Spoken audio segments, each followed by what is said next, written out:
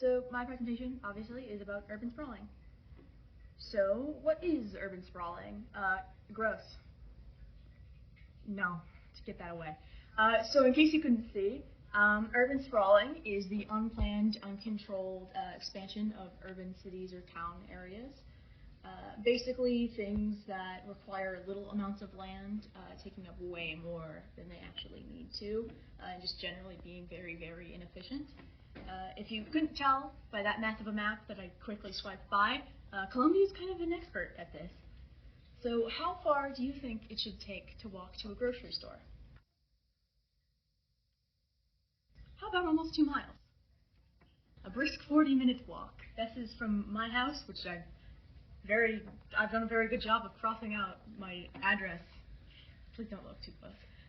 To the nearest grocery store. And you can see here where all the different timings are. So about 5-minute drive, 40 minutes by bus, 40-minute walk, or 11-minute by bicycle. And none of those are great. So what does urban sprawling do? Increases the air pollution because you need to drive more. Increases the water pollution because there's more surface runoff. There's lots more concrete everywhere. There's a lot more stuff running off into drains, creating a lot more pollution just generally that way. Health problems for all, whether it be like asthma, heart conditions, things like that, just based on the whole pollution thing going on. Deforestation. We're getting rid of a lot of natural environments to create more easier, more convenient, inefficient ways for us to live. Disruption of wildlife, like I just said. And then making for obnoxious, incredibly frustrating place to live and just generally exist in. Our bus system is so bad. It's so bad, and that is not helped at all by how much of a mess our city is. So some solutions just make for a nicer city in general. So what are these solutions? A couple of them include building things that benefit the general public instead of personal interests, like community spaces, parks, other things like community garden kind of deals. Think about that. Those are great. I think we should have more of those. That's just generally helpful for everyone. We could just all steal persimmons all the time instead of just from the park.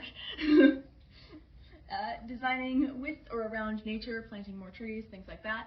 Our city in general has a lot of male trees because they make the pretty flowers, which just makes it worse for everybody with pollen allergies.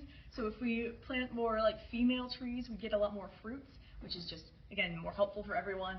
Makes things a little bit more tolerable in the spring and fall areas, things like that. You know, little things. Recycling old buildings and using varying housing styles. If you assign identities to places and make them more unique, people are more attached to them, and therefore less willing to like go out of their way to like explode the area and make it super inconvenient for everyone.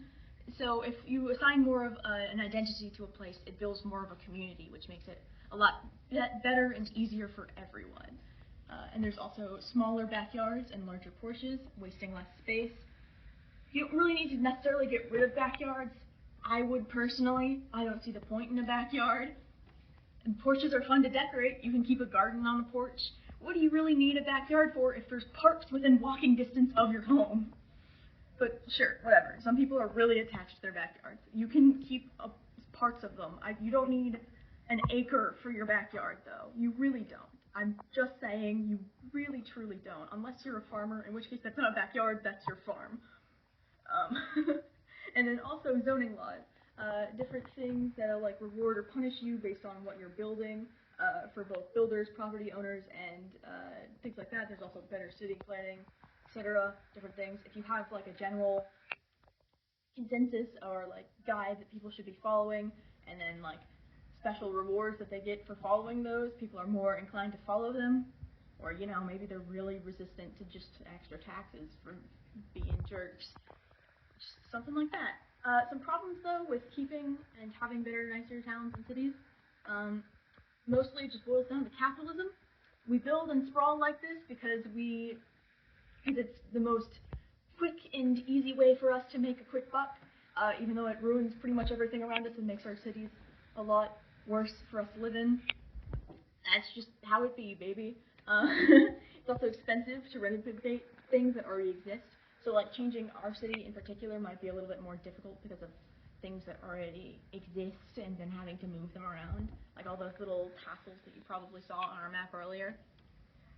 Plus that special brand of just American audacity that we might interpret a lot of the rules and zoning regulations that we might use as solutions as just like a really strict HOA, and we want to stick it to the man by doing all these things that just are generally making it worse for everyone instead of being helpful, kind people. Because that's just what we're like, unfortunately. So anyway, opinions, in case I didn't make that clear. I think I made it pretty clear. I don't think I really need to say anything else. I think personally urban sprawling is an easily avoidable problem that we just choose not to. It's something you have to go into with a conscious mind about, just helping and building a better community together. That's something that we don't like to do often, but I think it's something that we could fix pretty easily, and we just choose not to.